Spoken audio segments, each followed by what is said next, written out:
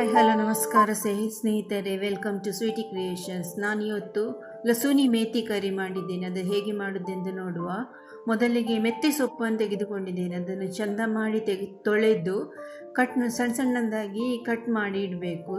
ಅದನ್ನು ಸಪ್ರೇಟಾಗಿ ತೆಗೆದಿಟ್ಟುಕೊಳ್ಳುವ. ಅದಕ್ಕೆ ಬೇಕಾದ ಮಸಾಲೆಯನ್ನು ರೆಡಿ ಮಾಡುವ. ಒಂದು ಮಿಕ್ಸರ್ ಜಾರ್ ತೆಗೆದುಕೊಟ್ಟಿದ್ದೇನೆ. ಅದಕ್ಕೆ ಒಂದು ದೊಡ್ಡ ಚಮಚದಷ್ಟು ಬಿಳಿ ಎಳ್ಳನ್ನು ಹಾಕ್ತಾ ಇದ್ದೇನೆ. ಅದಕ್ಕೆ 8ರಿಂದ 10 ಗೋಡಂಬಿಯನ್ನು ಕೂಡ ಸೇರಿಸ್ತಿದ್ದೇನೆ.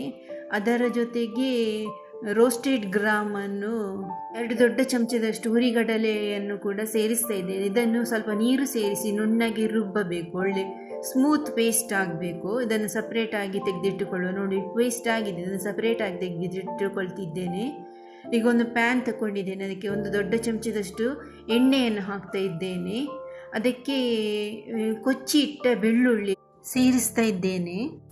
ಲಸುನಿ ಮೇಥಿ ಆಗಿರೋದ್ರಿಂದ ಬೆಳ್ಳುಳ್ಳಿ ತೆಗೆದುಕೊಳ್ಬೋದು. ಬೆಳ್ಳುಳ್ಳಿ ಹಾಕಿದಷ್ಟು ರುಚಿ ಜಾಸ್ತಿ. ಅದಕ್ಕೆ ಕೊಚ್ಚಿದ ಶುಂಠಿ ಮತ್ತು ಒಂದು ಈರುಳ್ಳಿಯನ್ನು ಕೂಡ ಹಾಕಿ ಅದು ಬ್ರೌನ್ ಕಲರ್ ಬರೋ ತನಕ ಹುರಿಬೇಕು. ಅದರ ಜೊತೆಗೆ ಕರಿಬೇವು ಎಲೆಯನ್ನು ಕೂಡ ಸೇರಿಸಬೇಕು. ಇದನ್ನು ಬ್ರೌನ್ ಕಲರ್ ಬರೋ ತನಕ ಸ್ವಲ್ಪ ಹುರಿಯುವ.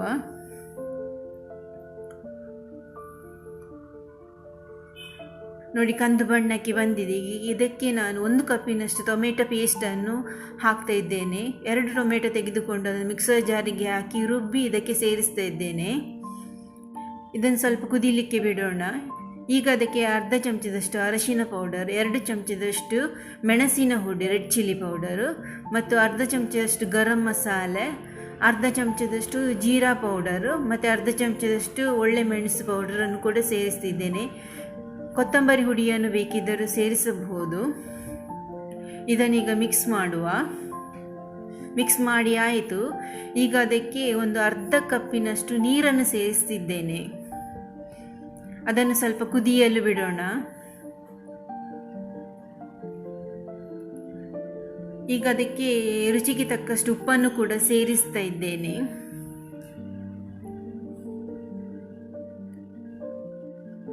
ಸ್ವಲ್ಪ ಹೊತ್ತು ಮಿಕ್ಸ್ ಮಾಡುವ.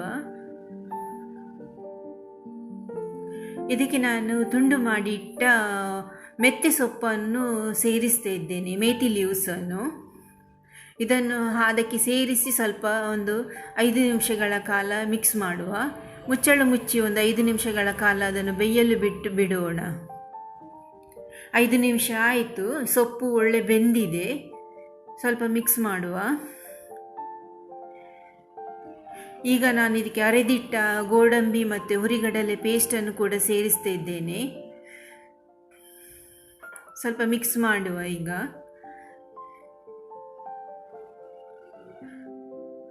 ಸ್ವಲ್ಪ ನೀರನ್ನು ಕೂಡ ಅರ್ಧ ಕಪ್ಪಿನಷ್ಟು ನೀರನ್ನು ಕೂಡ ಸೇರಿಸುವ.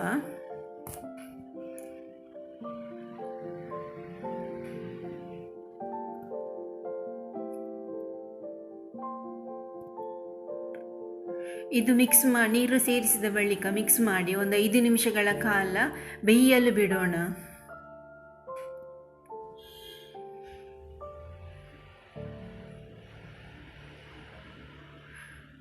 ಐದು ನಿಮಿಷ ಆಯಿತು. ಈಗ ಇದಕ್ಕೆ ನಾನು ಒಂದು ಅರ್ಧ ಲಿಂಬೆ ರಸವನ್ನು ಕೂಡ ಸೇರಿಸ್ತಾ ಇದ್ದೇನೆ.